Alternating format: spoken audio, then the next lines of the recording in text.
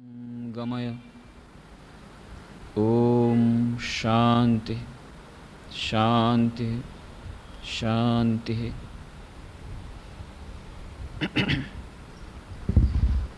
एकाग्रता અને ધ્યાન એ વિષય પર આપણે 50 ચર્ચાઓ કરી અને એકાગ્રતા અને ધ્યાનના સંદર્ભમાં ઘણા પક્ષોની ચર્ચા કરી.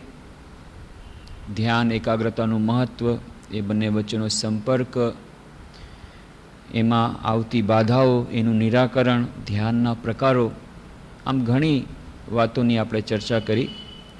અને છેલ્લે જે ચર્ચા આપણે કરી રહ્યા હતા કે અહંકારિતા રૂપી ખડગ આ એકાગ્રતા અને ધ્યાન રૂપી સરિતામાં કેવી રીતે બાધક બને છે, અને લગભગ દરેક ધર્મમાં એટલા જ માટે નિરહંકારિતાને અને અહંકારિતાની નિર્મૂળતાને જાણે કે આધ્યાત્મિકતાના સર્વશિખર રૂપે માન્ય કર્યું છે. શ્રી રામકૃષ્ણ દેવે જે વાત કરી, આમી આમાર મોરીલે ગુચીબે જંજાલ, એ જ વાત વિભિન્ન ધર્મ માર્ગોમાં બતાવવામાં આવી છે. સૂફી માર્ગ પ્રમાણે આપણે જોયું, ખુદી સે તું અગર જુદા હો ગયા, ખુદા કી કસમ તું ખુદા હો ગયા. ક્રિશ્ચિયન પરફેક્શન, એની વાત આપણે ઇમિટેશન ઓફ ક્રાઇસ્ટમાંથી પાછલી ચર્ચામાં જોયું કે ક્રિશ્ચિયનિટીના મત પ્રમાણે ત્યાં પણ જ્યાં સુધી પોતાના સ્વનો ત્યાગ નથી થયો, અહંકારિતાનો ત્યાગ નથી થયો, પોતાનો ત્યાગ નથી થયો, ત્યાં સુધી બીજા બધા પ્રકારનો ત્યાગ, ઉત્કટ ભક્તિ, ઉત્કટ જ્ઞાન, એની પરિપૂર્ણતા આવતી નથી. બૌદ્ધ ધર્મ પ્રમાણે આપણે જોયું કે તેમાં પણ વિશેષ કરીને મહાયાન બુદ્ધિઝમ તો ત્યાં સુધી માને છે કે જ્યાં સુધી બધાનું નિર્વાણ નથી થતું ત્યાં સુધી એકનું નિર્વાણ સંભવ નથી, અને એટલા માટે બોધિસત્વની કલ્પના એમણે કરી. જૈન ધર્મમાં પણ આટલી જે તપસ્યા, કઠોર તપસ્યાનું એકમાત્ર કારણ એ જ કે ધીરે ધીરે પોતાના સ્વને ભૂલાવી દેવું. જો એવું ન હોત તો ભગવાન મહાવીરને પેલા ગોવાળિયાએ કાનમાં જે શલાકા ખોસી, એ જો પોતાના સ્વને ન ભૂલ્યા હોત તો એ સહન કરી શકત નહીં, અથવા તો ક્રોધ કર્યા વગર રહી શકત નહીં. તો લગભગ દરેકે દરેક ધર્મમાં મત પ્રમાણે આ અહંકારિતાને નિર્મૂળ કરવા માટે જ જાણે કે એ ધર્મપથ આગળ પ્રસ્તુત કરે છે.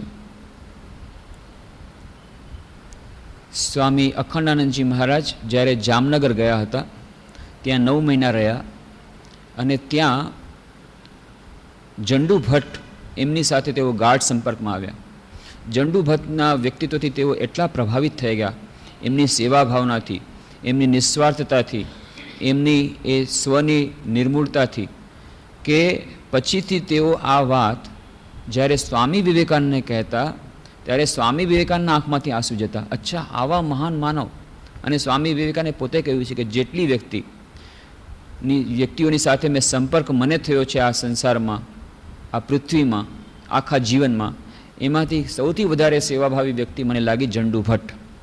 જૂનાગઢમાં એમની સાથે થોડોક બહુ ઓછા ટૂંક સમય માટે સંપર્ક થયો હતો. એ ટૂંક સંપર્કમાં જ તેમને જંડુ ભટ્ટ વિશે આટલી ઉચ્ચ ધારણા થઈ હતી. એ જંડુ ભટ્ટ 2 શ્લોક કહેતા, એ શ્લોક પાછળથી જ્યારે સ્વામી અખંડાનંદજીએ સંભળાવ્યા ત્યારે સ્વામી વિવેકાનંદના આંખમાંથી આંસુ પડી ગયા, અને એ જ જાણે એમના જીવનનું ધ્રુવતાર બની ગયું. આ જંડુ ભટ્ટની એ પ્રેરણા. કયા કયા 2 શ્લોક? એક તો ન ત્વહમ કામયે રાજ્યમ ન સ્વર્ગમ ના પુનર્ભવમ કામયે દુઃખતપ્તાનામ પ્રાણી નામાર્થી નાશનમ. પાછળથી ગાંધીજીને પણ આ શ્લોક ખૂબ પસંદ આવ્યો હતો, અને પોતાની દૈનંદિન પ્રાર્થનામાં એને સમેકિત કરી દીધો હતો. પણ એ શ્લોક કયા પુરાણમાંથી, કયા શાસ્ત્રમાંથી આવ્યો છે ખબર પડતી નથી, ઘણા સમયથી ચાલ્યો આવે છે. પણ એ પ્રહલાદની જે ઉચ્ચ ભાવના એને પ્રકટ કરે છે. ભલે શ્રીમદ ભાગવતમાં આ શ્લોક ન હોય, કદાચ પદ્મપુરાણ કે બીજા કોઈ પુરાણમાંથી લેવામાં આવ્યો, પણ એ પ્રહલાદની ભાવના, પ્રહલાદ જેવી વ્યક્તિઓની ભાવના, ન ત્વહમ કામયે રાજ્યમ, મને રાજ્યની કામના નથી, ન સ્વર્ગમ, મને સ્વર્ગની પણ કામના નથી, ન પુનર્ભવમ, મને મુક્તિની પણ આકાંક્ષા નથી. તો હું શું ચાહું છું? હું એટલું જ ચાહું છું, ન ત્વહમ કામયે રાજ્યમ ન સ્વર્ગમ ના પુનર્ભવમ કામયે દુઃખતપ્તાનામ પ્રાણીનામાર્તિનાશનમ. પ્રાણી માત્ર દુઃખ દૂર થાય બસ એ સિવાય મારે બીજી કોઈ કામના નથી. આ છે આધ્યાત્મિકતાના ઉચ્ચતમ સ્તરની ઉચ્ચતમ મનસ્થિતિની વાત. એવી જ રીતે બીજો એક શ્લોક, કુન ન સ્યાદ ઉપાયોત્ર યેનાહમ સર્વદેહિનામ અંતઃ પ્રવિશ્ય સતતમ ભવેયમ દુઃખ ભારભાગ. કોનું ના સ્યાદ ઉપાયોત્ર. શ્રીમદ ભાગવતમાં રંતિદેવ બ્રાહ્મણની વાર્તા આવે છે અને રંતિદેવ છેવટે એ ભાવના વ્યક્ત કરે છે. ઠીક આ જ શ્લોક આપણને શ્રીમદ ભાગવતમાં મળતો નથી, પણ આ શ્લોક કયા પુરાણમાંથી આવ્યો એ ખબર નથી પડતી, પણ આ જ પ્રકારની ભાવના રંતિદેવ પ્રગટ કરે છે. કોનું ના સ્યાદ ઉપાયોત્ર યેનાહમ સર્વદેહિનામ અંત પ્રવિશ્ય સતતમ ભવેયમ દુઃખ ભારભાગ. પ્રાણી માત્રના દુઃખથી વિચલિત થઈને એ વ્યક્તિ કહે છે કે આ સંસારમાં શું એવો કોઈ ઉપાય નથી? એવો કોઈ ઉપાય છે કે જેના દ્વારા દરેકે દરેક પ્રાણીની અંદર હું પોતે પ્રવેશી અને એ દરેકે દરેક પ્રાણીનું જે દુઃખ છે એ હું પોતે સહન કરું એમના બદલે? એવો શું કોઈ ઉપાય નથી? આ છે ઉચ્ચતમ ભાવના. કે વ્યક્તિની ભાવના કેટલી બધી વિશાળ થઈ શકે, કેટલું એનું દિલ ઉદાર થઈ શકે, કેટલું હૃદય વિશાળ થઈ શકે એનો પુરાવો. આ છે આપણા શાસ્ત્રોની, આપણા પોતાના શાસ્ત્રોની પણ વાત, બીજા બધા ધર્મશાસ્ત્રો પ્રમાણે પણ અને આપણા ધર્મશાસ્ત્રો પ્રમાણે પણ.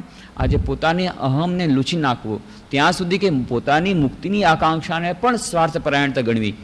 અને સ્વામી વિવેકાનંદ જાણે કે એ રિનાઉન્સર ઓફ મુક્તિ, મુક્તિના ત્યાગી. શ્રી રામકૃષ્ણ દેવ પાસેથી એમને પ્રેરણા મળી કે શ્રી રામકૃષ્ણ કહે છે કે મેં તો ધાર્યું હતું મહાન વટવૃક્ષ હોઈશ જેની છાયા તળે હજારો લોકો વિશ્રામ પામશે, શાંતિ પામશે. એને બદલે તું કેવલ પોતાની મુક્તિની વાત કરશે, કેવલ પોતાની સમાધિની વાત કરે છે.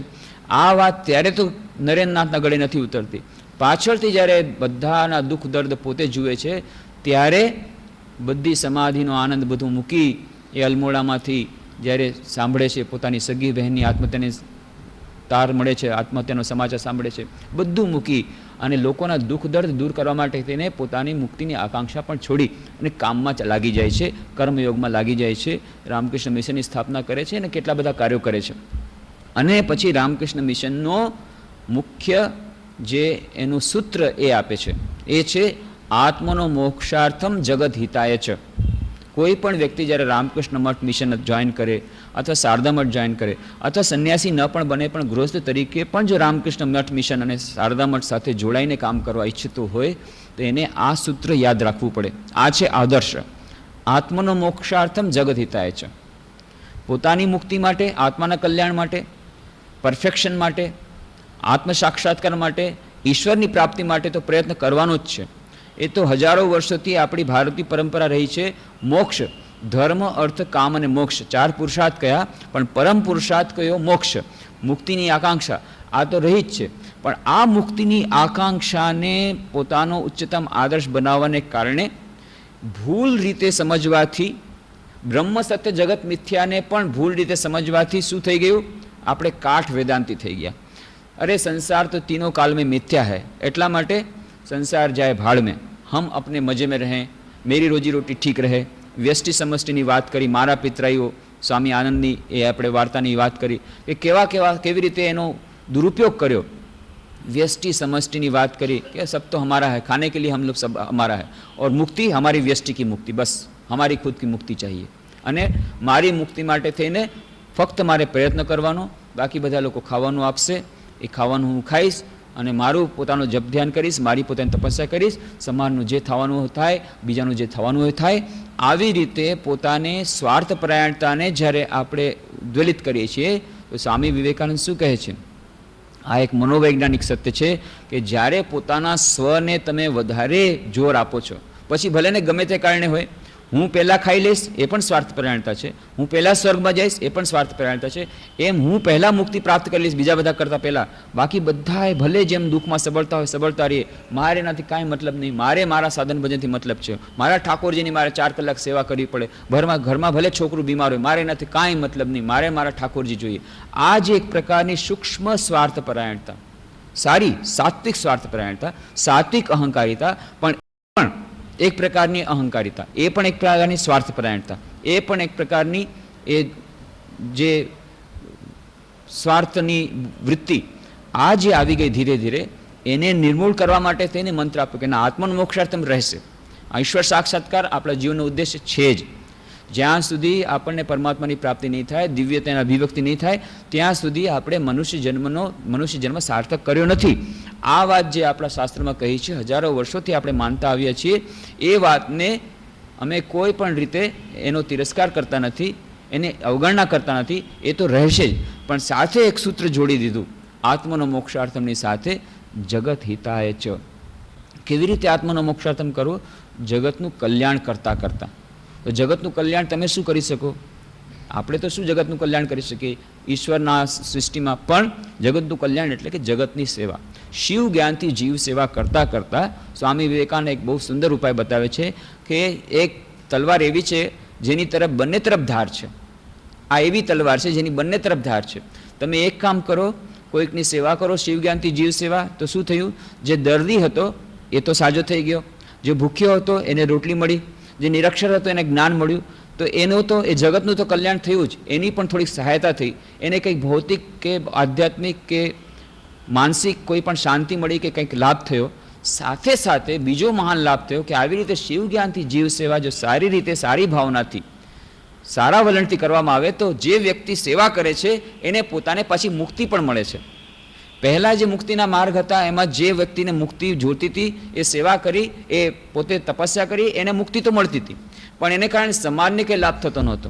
પણ સ્વામી વિવેકાનંદ શિવ જ્ઞાનથી જીવ સેવાનો આદર્શ મૂકીને, આત્મનો મોક્ષાર્થમ જગત હિતાયચનો આદર્શ મૂકીને આ એક નવી જાતની સાધના પ્રણાલી પ્રારંભ કરી કે જેમાં જગતનું પણ કલ્યાણ થાય, સમાજની પણ સેવા થાય, લોકોની પણ સેવા થાય, અને સાથે સાથે વ્યક્તિ જે સેવા કરે છે એને પણ મુક્તિ મળે. આવો એ મહાન આદર્શ મૂક્યો. એટલે આ જે સૂક્ષ્મ તત્વ આવી જાય છે ધર્મના અધ્યાત્મના ક્ષેત્રમાં, અહંકારિતાનું, સ્વાર્થપરાયણતાનું, સૂક્ષ્મ સ્વાર્થપરાયણતા કે હું સૌથી પહેલાં મુક્તિ પ્રાપ્ત કરી લઉં બાકી બધા કરતાં, એ જ સ્વાર્થપરાયણતાને કારણે માણસ મુક્તિ નથી મેળવી શકતો. આ એક મનોવૈજ્ઞાનિક સત્ય છે.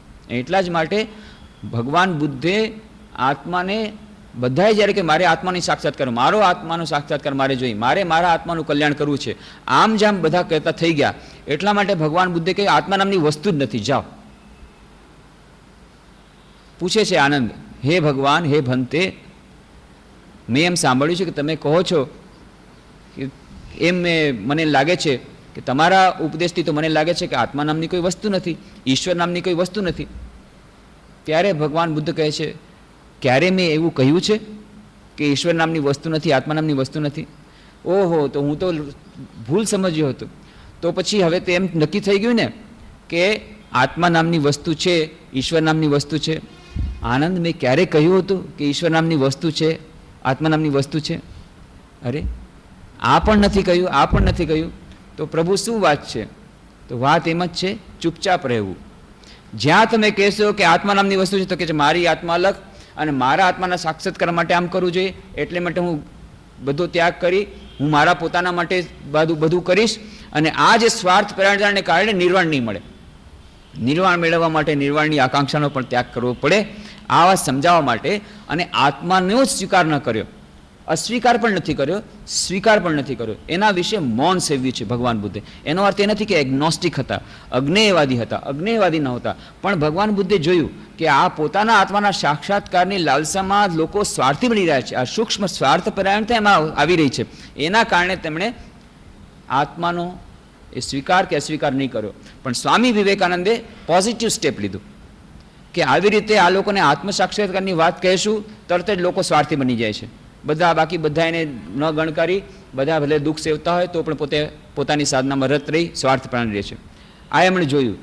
તો એક તો એપ્રોચ એ હતો, એક વલણ એવું હતું ભગવાન બુદ્ધની જેમ તેઓ પણ કહી શકત કે ભાઈ આત્મા નામની વસ્તુ નથી અથવા છે, એના વિશે તમે ચર્ચા નહીં કરો, be good and do good, સારા બનો ને સારા થાવ, અને આવી રીતે સાધના કરો, જે હશે એ મળશે. પણ એમણે પોઝિટિવ સ્ટેપ લીધું, એમણે હકારાત્મક વલણ અપાયું કે હા આત્મા છે, પણ જ્યાં સુધી બીજા આત્માના કલ્યાણ માટે થઈને તમે કામ નહીં કરો ત્યાં સુધી પોતાના આત્માની મુક્તિ નહીં થાય. એટલા માટે આદર્શ મૂક્યો આત્માનો મોક્ષાર્થમ જગત હિતાય છે, બંને જોડી દીધા. અને આવી રીતે આજના યુગ માટેનો એક નવો આદર્શ પ્રસ્તુત કરે છે, જેમાં બધાય ધર્મ ગ્રંથોનું, બધાય ધર્મપથોનું આધ્યાત્મિકતાનું સર્વશ્રેષ્ઠ નિચોડ અને બધા ધર્મપથોનું જાણે કે એક સંવાદિતાનું સૂર એમાં આપી દીધું સ્વામી વિવેકાનંદે આત્મનું મોક્ષાર્થમ જગદિતાય છે. તો આ એક વાત જે વારંવાર યાદ રાખવાની કે આધ્યાત્મિકતાના પથ પર આજે સૂક્ષ્મ અહંકારિતા પ્રવેશ કરી જાય છે, જેને કારણે આપણે અંતિમ સ્થિતિ સુધી પહોંચતા અને દરેક પ્રકારે જોવા મળશે. આપણે અત્યારે પણ સમાજમાં જોઈએ છીએ કે એ જ ધર્મ કેવી રીતે જુદા રૂપ ધારણ કરે છે. અહંકારિતા કેટલા રૂપ ધારણ કરી શકે છે. સ્વાર્થ પેરણતાનું રૂપ ધારણ કરે છે, બીજા બધા કેટલા રૂપ ધારણ કરે છે. એ જ રૂપ ધારણ કરે છે શોમેનશીપનું, આડંબર. ધર્મના નામે કેટલા આડંબર થાય છે, કેટલા બધા એ મિથ્યાચરણ થાય છે, એ આપણે જોઈ શકીએ છીએ. કોઈને પણ પૂછો કે ભાઈ મારા ઠાકોરજીને તો મેં 15 મણ ભોગ લગાવ્યો, તો કે એમ અમે તો અમારા ઠાકોરજીને 20 મણનો ભોગ લગાવ્યો છે, અમે તમારા કરતાં આગળ. ઠાકોરજીથી પ્રેમ નથી, પ્રેમ છે પોતાના અહંકારથી કે અમે તમારા કરતાં આગળ વધી ગયા. તમારી ભાગવત કથામાં કેટલા આવ્યા? 3 લાખ. મારી કથામાં તો 4 લાખ આવ્યા હતા, પણ તમે કથા સાંભળી ના? એણે નથી સાંભળી, આ નથી સાંભળી. કથા ભાગવત કથા સાંભળવામાં ઇન્ટરેસ્ટ નથી, બીજાને સંભળાવવામાં ઇન્ટરેસ્ટ છે અને નામ કમાવા ઇન્ટરેસ્ટ છે. એ જોઈએ છે કે મારી કથા હું કેટલો આગળ છું, મેં કેટલા રૂપિયા ખર્ચા, તમે કેટલા લાખ ખર્ચા? 5 લાખ. મેં તો 7 લાખ ખર્ચા છે, હું તમારા કરતાં આગળ. આ હું. ખેર એ વાત સાચી છે કે દીકરીના લગ્નમાં 5 લાખ ખર્ચા, એના કરતાં અમે ભાગવતની કથામાં લગ્ન એ 5 લાખ ખર્ચા, તો એના પ્રમાણમાં તમે ઘણા સારા છો, એની ના નથી. એ પણ એક સારી વસ્તુ છે, ગુણવત્તા પ્રમાણે ઊંચી વસ્તુ છે. પણ અહીંયા પણ એક સૂક્ષ્મ અહંકાર કામ કરે છે. ત્યાં એક સૂક્ષ્મ અહંકાર હતો કે મેં મારી દીકરીના લગ્નમાં 5 લાખ ખર્ચા, તમે તો 3 લાખ ખર્ચા. હવે એ અહંકાર બીજી રીતે આવે છે કે મેં તો ભાગવત કથા કરાવી ત્યારે 5 લાખ ખર્ચા, તમે તો ફક્ત 3 લાખ ખર્ચા, એટલે હું તમારા કરતાં મોટો પેપરમાં મારો મોટો ફોટો આવવો જોઈએ. આ જે અહંકાર, એટલે એમાં ધર્મની વાત સેકન્ડરી થઈ ગઈ, ભાગવત સાંભળવાની વાત એ ગૌણ બની ગઈ. મુખ્ય વાત છે મારો અહંકાર. એટલા માટે ધર્મના ક્ષેત્રમાં પણ આ જે શોમેનશીપ, આ આડંબર એ પ્રવેશી જાય છે અને આ અહંકારિતા શોમેનશીપનું પણ રૂપ ધારણ કરે છે. અને જ્યારે શોમેનશીપ ધારણ કરે છે ત્યારે સમજી જવું જોઈએ કે ત્યાં સુપેરિટી કોમ્પ્લેક્સની ભાવના નથી. એ આપણે વાત કરી હતી ઇગોસેન્ટ્રિસિટીના જે કારણો હોય છે, એમાં ઇગોસેન્ટ્રિસિટીમાં કંઈક લાગે છે કે જ્યારે વ્યક્તિ અહંકારી બને ત્યારે કદાચ એમાં સુપેરિટી કોમ્પ્લેક્સ કામ કરતી હોય, એમાં કદાચ એ પોતે જે મોટો છે એ ગ્રંથિ કામ કરતી હોય, પણ એવી વાત નથી. એના પાછળ પણ લઘુતા ગ્રંથિ કામ કરતી હોય છે. એનું આપણે ઉદાહરણ આપ્યું હતું કે પેટ્રોલ અને ડીઝલ, ક્યારેય એની એડવર્ટિઝમેન્ટ તમે નહીં સાંભળો કે ભાઈ આટલા હવે આ રેટમાં તમને પેટ્રોલ ડીઝલ મળશે એટલે તમે પેટ્રોલ ડીઝલ ખરીદો. કેમ? કારણ કે એ તો પોતાની મેળે વેચાશે, એના માટે પબ્લિસિટીની જરૂર નથી. તો કોઈ વ્યક્તિ પોતાના બણગા ફૂંકે અથવા પોતાની પ્રશંસા કરવા માગે તો કરે, એની પાછળ એનો ભાવ છે કે કોઈ એની પ્રશંસા કરતું નથી અથવા એની જેટલી ચાહે છે એટલી પ્રશંસા થતી નથી, એટલે એને પબ્લિસિટીની જરૂર છે, એટલે પબ્લિસિટી માટે થઈને આ કામ કરે છે. એનો અર્થ છે લઘુતા ગ્રંથિથી પીડાય છે. આ એક વિચારવા જેવી વાત છે. લઘુતા ગ્રંથિને કારણે શોમેનશીપ આવે છે. આ પણ અહંકારિતાનું એક રૂપ છે. શ્રી રામકૃષ્ણદેવ એક સુંદર વાર્તા કહેતા. એક કામવાળી હતી, ખૂબ ઓછા રૂપિયા કમાય, પણ ગમે તેમ કરીને એણે શેઠાણીના હાથમાં સુંદર સોનાની બંગડી જોઈ. બસ હવે એના મનમાં વાસના આવી કે મારે આવી સુંદર બંગડી બનાવવી છે.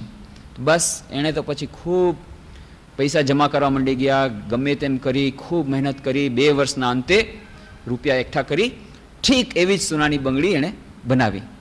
સોનાની બંગડી પહેરી અને જાય છે. જે ગામડામાં રહેતી હતી એ શેરીમાં રહેતી હતી, એ શેરીમાં જાય છે. શેરીમાંથી આવતી વખતે એ ખાસ ખ્યાલ રાખે બધાનો હાથ બંગડી તરફ જાય. કોઈ બંગડી તરફ જોતું નથી, કોઈ હાથ તરફ જોતું નથી. કેટલા દિવસ થઈ ગયા, શેઠાણીને બતાવ્યું, શેઠાણીને હાથ, કોઈ એની પ્રશંસા કરતું નથી. ખૂબ એને દુઃખ થયું. આટલું બધું ખર્ચો કરી, આટલું બધું દુઃખ વેઠી અને આ સોનાની બંગડી બનાવી, પણ કોઈ પ્રશંસા કરવાવાળું ન મળ્યું. છેવટે કંટાળીને એટલી બધી કંટાળી ગઈ, એટલી બધી લઘુતા ગ્રંથિ આવી ગઈ, એટલું બધું એને દુઃખ થઈ ગયું. છેવટે એની જે ઝૂંપડી હતી નાનકડી, એ ઝૂંપડી એણે આગ લગાડી દીધી. પોતે ઝૂંપડીમાં આગ લગાડી દીધી, બધો સામાન બળીને ભસ્મ થઈ ગયો. ત્યારે શેરીવાળા બધાએ આવ્યા કે શું થઈ ગયું, શું થઈ ગયું? અરે રે શું કરું, મારા નસીબ ફૂટેલા છે, આ ઝૂંપડીમાં આગ લાગી ગઈ, મારો બધો સામાન આમાં મારો બધો બળીને ભસ્મ થઈ ગયો. સાચું કહું છું, મારા નવી બંગડી બનાવી છે એના સમ ખાઈને કહું છું, આ જો નવી બંગડી આ બનાવી છે મેં હમણાં, એના સમ ખાઈને કહું છું કે મારી કોઈ વસ્તુ બાકી નથી રહી. ત્યારે બધા પાડોશી કે હું આ સોનીની બંગડી ક્યારે બનાવી? કે અરે આ જ વાત તમે થોડાક વખત પહેલા પૂછત તો આ ઝૂંપડીને આગ ન લગાડત.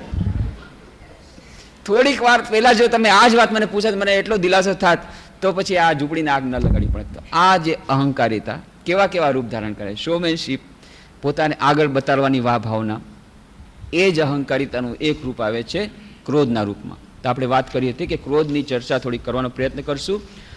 સ્વામી વિવેકાનંદે આડકતરી રીતે આ ક્રોધ વિશેનો બહુ સુંદર એમાં સમાધાન આપ્યું છે. રાજયોગમાં એ આપે છે. તો રાજયોગમાં જેમ આપણે વાત કરી હતી કે ધ્યાનમાં જ્યારે બેસીએ છીએ ત્યારે આપણું મન ઘણી જગ્યાએ ફરે છે અને ધ્યાનમાં આપણને કેટલી પ્રકારની બાધાઓ આવે છે. એમાં ક્યારેક ક્યારેક જ્યારે ક્રોધ થઈ ગયો હોય તે દિવસે તો ક્રોધની ભાવના, ક્રોધ તો પૂરો થઈ ગયો, પણ એની જે રેસિડ્યુઅલ ઇફેક્ટ, એની જે થોડીક બાકી રહી ગયેલી જે અસર, એને કારણે સાંજના પણ ધ્યાન કરવા બેસીએ તો ધ્યાનમાં મન લાગતું નથી. એ જ કઠોર વચનો કોઈ કે આપણા પ્રતિ કહ્યા છે અથવા આપણે કોઈને કહ્યા છે એ જ યાદ આવે છે. ક્યારેક ક્યારેક એની અસર 2 દિવસ સુધી રહે છે, ક્યારેક 2 મહિના સુધી રહે છે. જેટલા લોકો સેન્સિટિવ, જે પ્રમાણે એની અહંકારિતા વધારે, જેટલા પ્રમાણમાં એ કઠોર થઈ ગઈ હોય, જેવી ઘટના બની હોય, પણ આ રેસિડ્યુઅલ ઇફેક્ટ રહે છે. એ સિવાય પણ ધ્યાનમાં કેટલા પ્રકારના વિઘ્નો આવે છે. તો ધ્યાન કરવું કઠિન તો છે જ.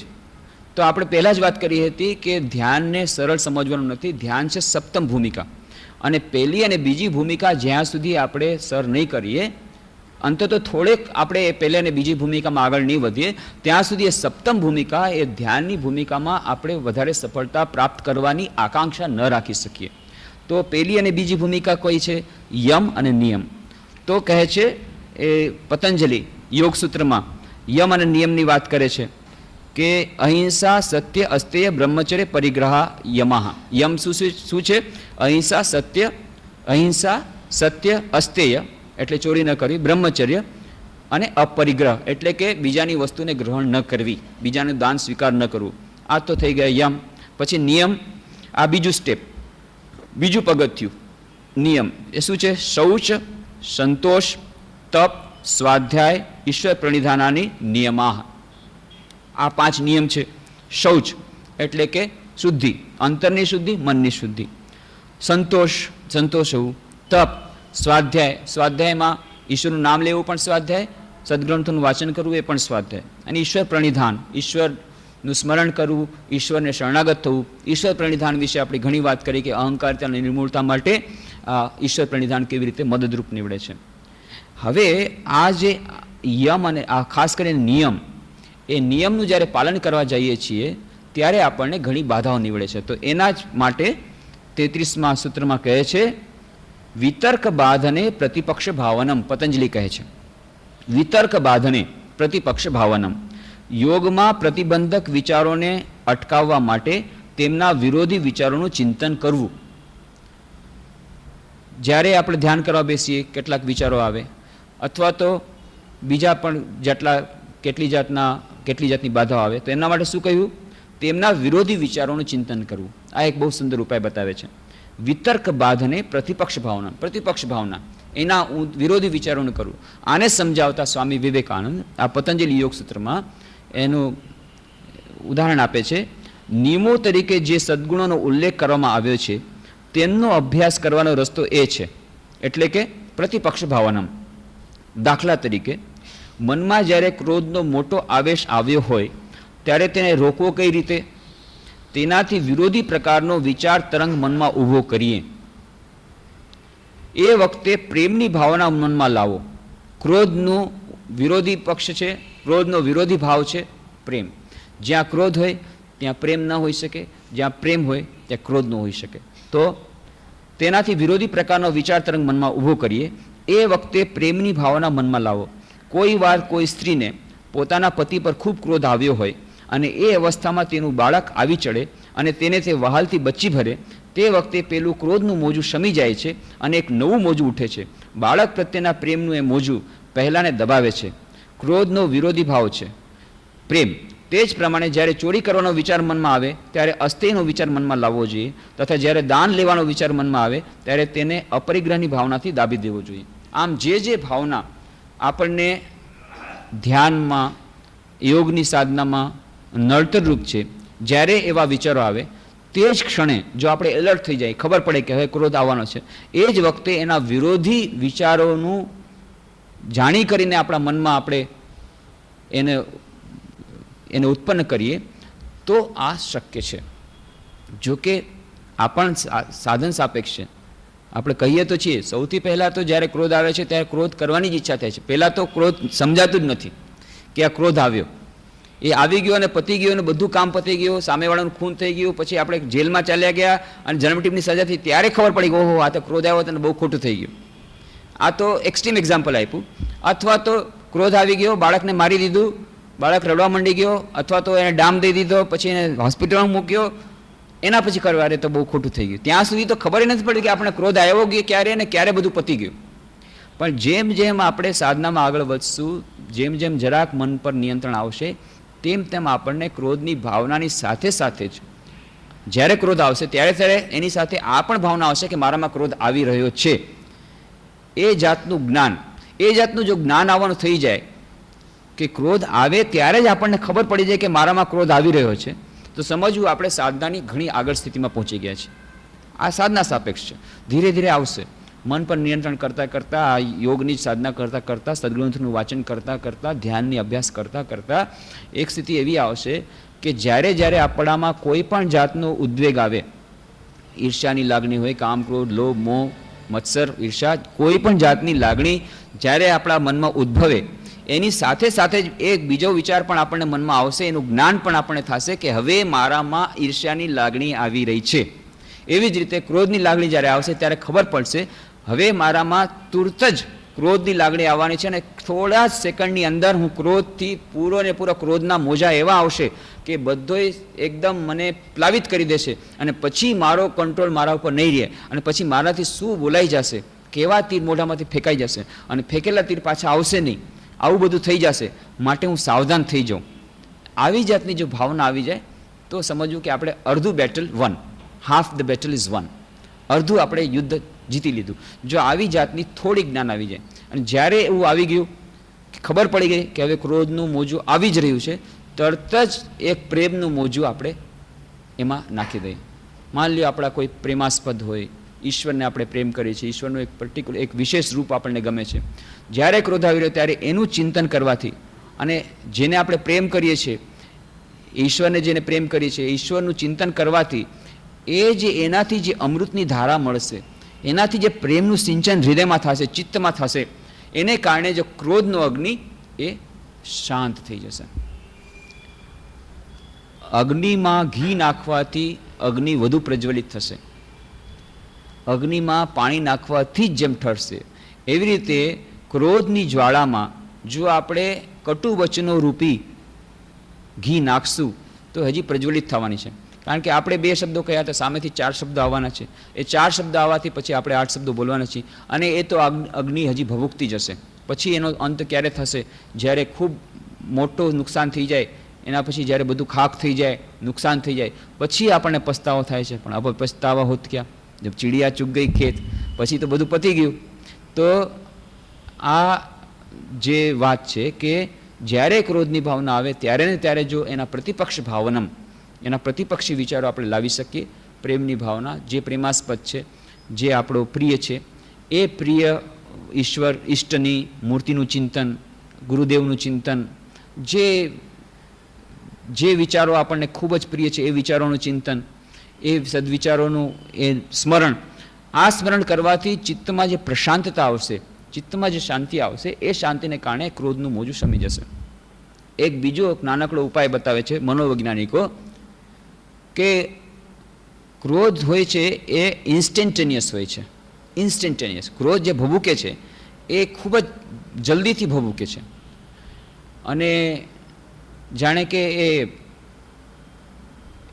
થોડીક પણ એમાં જો બાધા આવી જાય, એ ક્રોધને ભભૂકવામાં થોડુંક પણ જો એમાં આપણે અંતર કરી શકીએ તો આપણે જીતી શકીએ.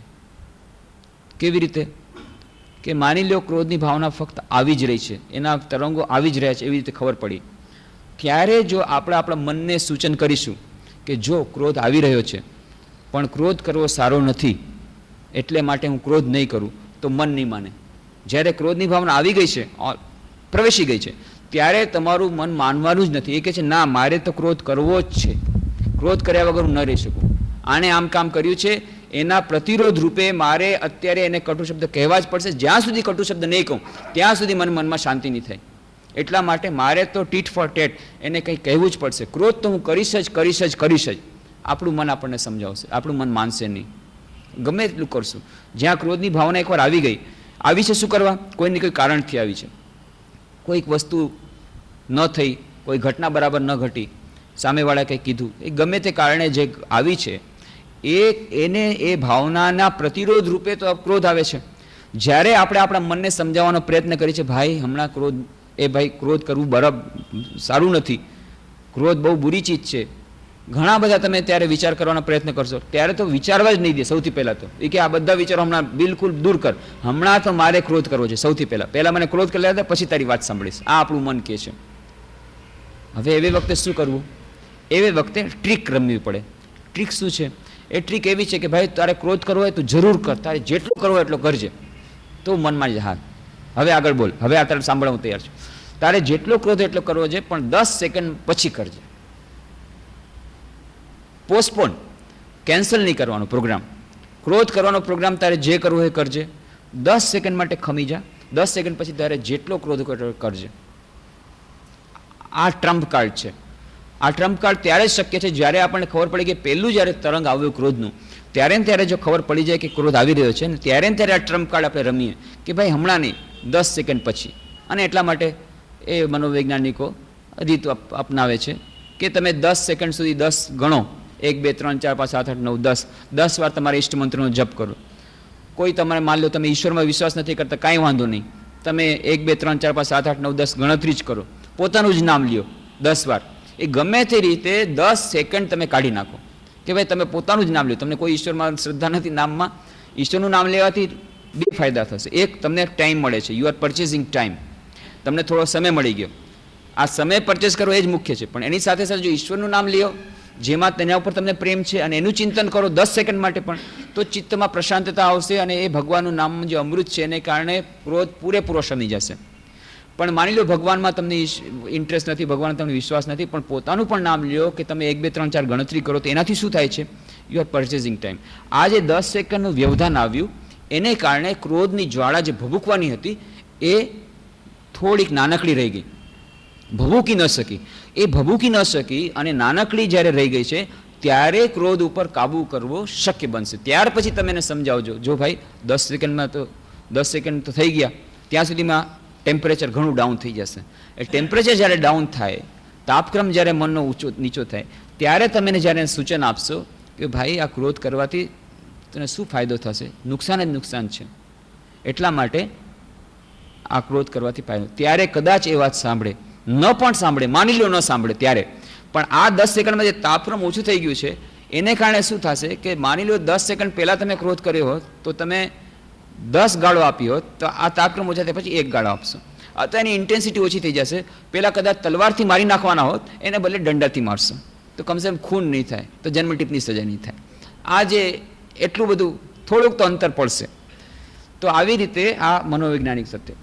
આની જો વિશ્લેષણ આપણે કરવા જઈએ, એ તો બહુ જ વિશાળ વિષય છે. ક્રોધ ઉપર તો કેટલાય કલાકો કહી શકાય, કારણ કે દરેક વ્યક્તિને આ જ્યાં હું જાઉં છું, એ યુવા સંમેલન હોય કે આધ્યાત્મિક શિબિર હોય, દરેકને જ્યારે પ્રશ્નોત્તરીમાં પૂછવામાં આવે તો આ એક પ્રશ્ન અચૂક હોય કે આ ક્રોધને કેવી રીતે સામેલ કરવો, ક્રોધનો સામનો કેવી રીતે કરવો. બધાને દરેકનો પ્રશ્ન હોય છે અને આપણા દૈનંદિન જીવનનો પ્રશ્ન છે. અને મારા ખ્યાલથી કોઈ જ વ્યક્તિ ભાગ્ય એવી હશે કે જેને ક્યારે ને ક્યારે આ ક્રોધની લાગણીમાં, આવેશમાં ન આવી ગયું હોય. ક્યારેક ને ક્યારેક બધાને આ નિર્બળતા આવે જ છે, અને એટલા માટે આ એક સામાન્ય સમસ્યા છે. તો આના માટે જરાક ઊંડાણમાં જવું પડે કે ક્રોધ આવે છે શું કરવા. 2 પ્રકારની વ્યક્તિ હોય છે. એક તો વ્યક્તિ એટલી, ક્રોધ તો બધાને આવે છે, બહુ જ જૂજ વ્યક્તિ એવી છે કે જેને જીવન આખીમાં કોઈ દિવસ ક્રોધ નહીં આવ્યો હોય. અને સ્વામી વિવેકાનંદ કહે છે એવી વ્યક્તિ સાવ નકામી છે. They are વર્થલેસ creatures. 1-2 વ્યક્તિ હોય આખા સંસારમાં જેને સ્થિતપ્રજ્ઞ કહી શકાય. સ્થિતપ્રજ્ઞને ક્રોધ ન આવે, વાત બરાબર છે. બાકી પાછી થોડીક વ્યક્તિ એવી છે જેને ક્યારેય ક્રોધ આવતો નથી. તો કે સ્વામી વિવેકાનંદ કે મારી એવી વ્યક્તિ સાથે કોઈ નિસ્બત નથી. They are વર્થલેસ creatures. કેમ? એ તમોગુણનું લક્ષણ છે, ક્રોધ રજોગુણનું લક્ષણ છે. એટલા જ માટે જ્યારે સ્વામી વિવેકાનંદ એ અમેરિકાથી પાછા ફરી રહ્યા હતા ત્યારે જહાજમાં બેસીને એમની યુરોપિયન શિષ્યાઓ સાથે વાત થઈ રહી હતી, ત્યારે એ અમેરિકન યુરોપિયન શિક્ષાએ કહ્યું કે જો અમારા દેશમાં અત્યારે કેટલી બધી અધાંધુતી ચાલે છે, ત્યાં બસ જલાવી દેવામાં આવે છે, કેટલી બધી હિંસાનું તાંડવ ચાલે છે, તમારો દેશ કેટલો સારો છે, અહીંયા કેટલી શાંતિ છે, કોઈ જાતની હિંસા નથી, અહીંયા લોકો બસ જલાવી દેતા નથી, અહીંયા લોકો કેટલા શાંત છે. સ્વામી વિવેકાનંદ ત્યારે કહે છે, madam, how I wish my country also would have the same situation. Madam, મને તેમ લાગે છે કે હું એમ ચાહું છું કે મારા દેશમાં પણ હિંસા આવે, મારા દેશમાં પણ લોકો અશાંત બને, મારા દેશમાં પણ બસોને જલાવી દેવામાં આવે, મારા દેશમાં પણ કાંઈ તાંડવ આવું થાય. આશ્ચર્ય થયું એમને કે why are you speaking like this. એમને પહેલાં થયું કે મજાક કરે છે. સ્વામી કીધું બહુ સિરિયસલી હું કહું છું, આઈ એમ ટોકિંગ વેરી સિરિયસલી.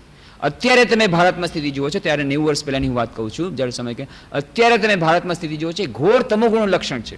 એ લોકો પોતાને માને છે સાત્વિકતાનો ઢોંગ કરી રહ્યા છે. એ લોકોમાં ક્રોધ કરવાની શક્તિ નથી એટલે ક્રોધ નથી કરતા, હિંસા કરવાની શક્તિ નથી, સામર્થ્ય નથી, બહાદુરી નથી, એટલા માટે નથી કરતા. That is not religion. આ રિલિજન નથી.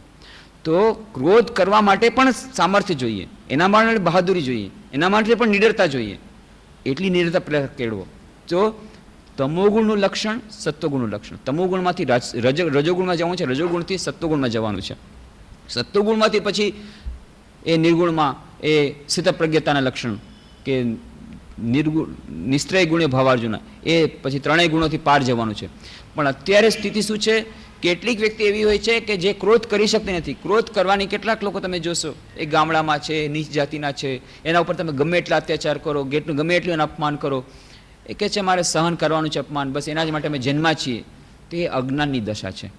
એ દશા પણ બરાબર નથી. એના કરતાં reaction is better, retaliation is better. એના કરતાં એ લોકોમાં કંઈક સામનો કરવાની, પ્રતિરોધ કરવાની. પ્રતિરોધ જ્યારે કરવું તો એનો પ્રતિરોધ કરવાનો અર્થ જ થાય છે એમાં થોડીક હિંસા આવશે, પ્રતિરોધ કરવાનો અર્થ જ છે એમાં થોડો ક્રોધની ભાવના આવશે.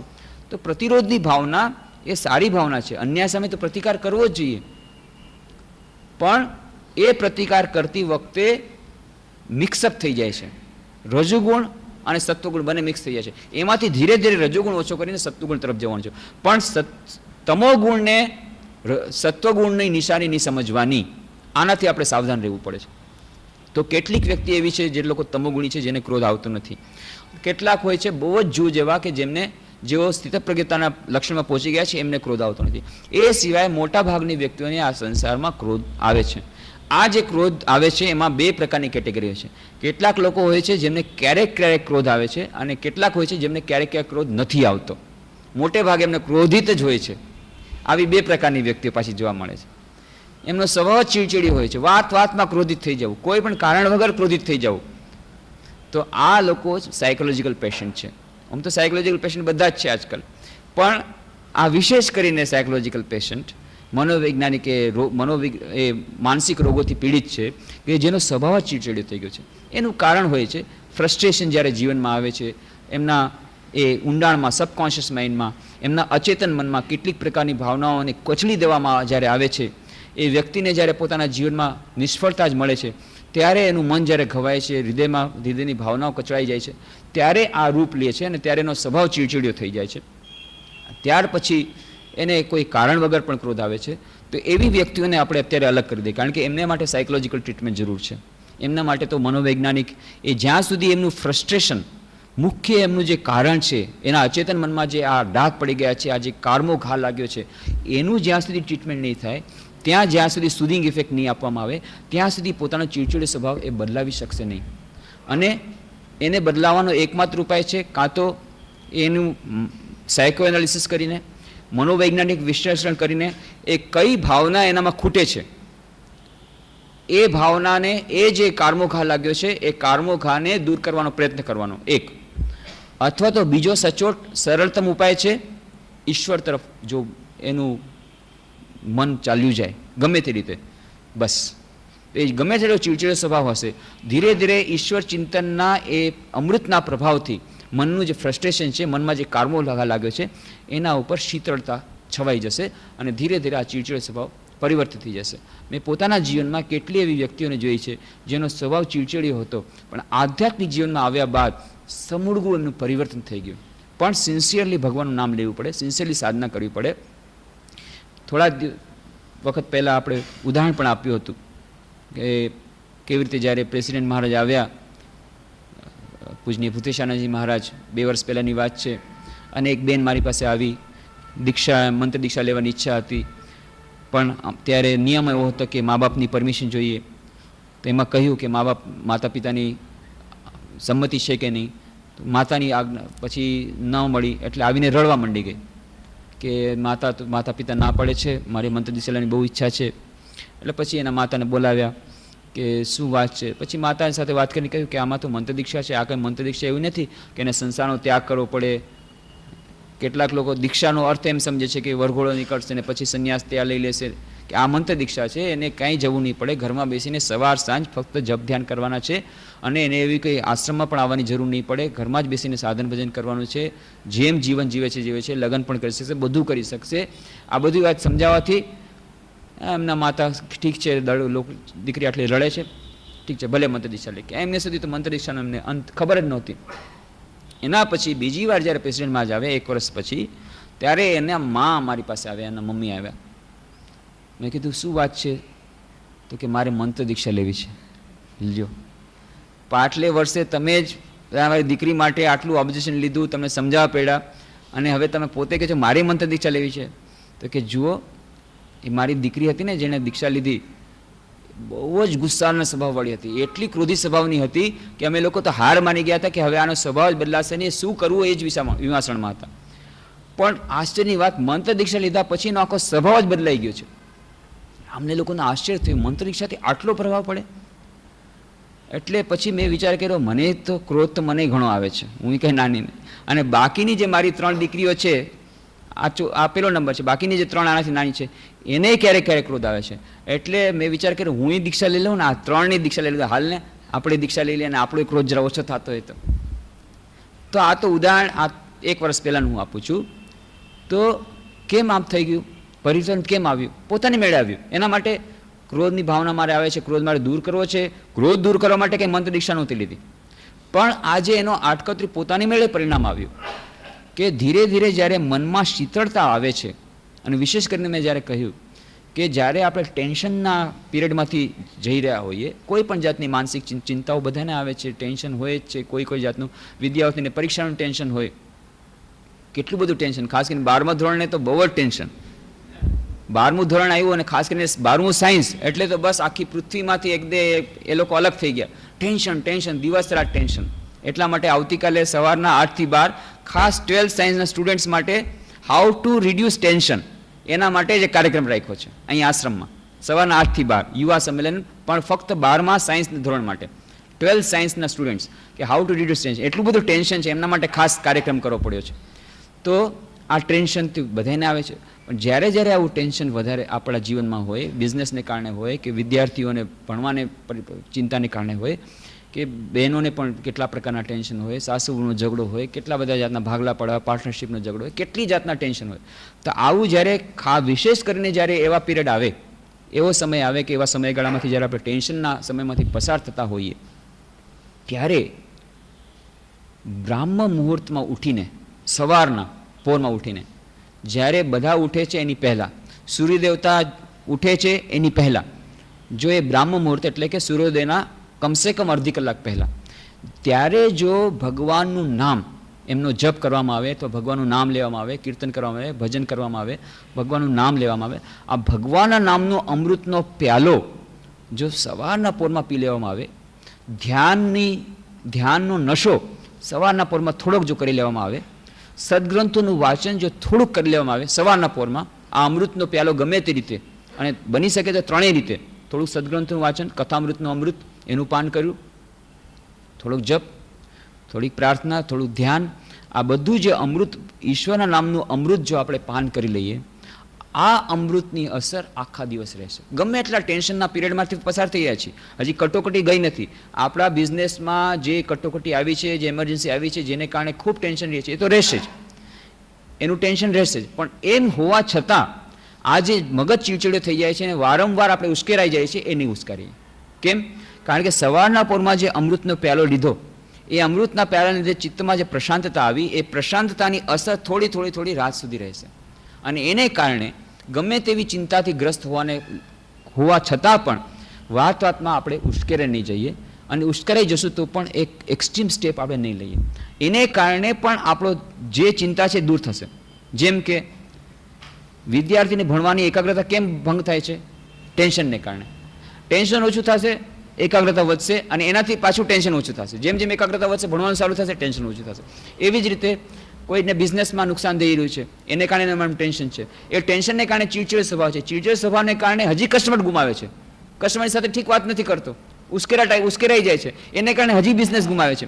પણ આવી રીતે પ્રશાંત ચિત્તતાને કારણે જો ક્રોધ ઉપર થોડો કંટ્રોલ આવી જ ગયા, એને કારણે જો એના હ્યુમન રિલેશન સારા થઈ જાય, કસ્ટમરની સાથે રિલેશન સારા થઈ જાય, તો ધંધો સારો થશે. ધંધો સારા થવાથી કટોકટી ઓછી થશે.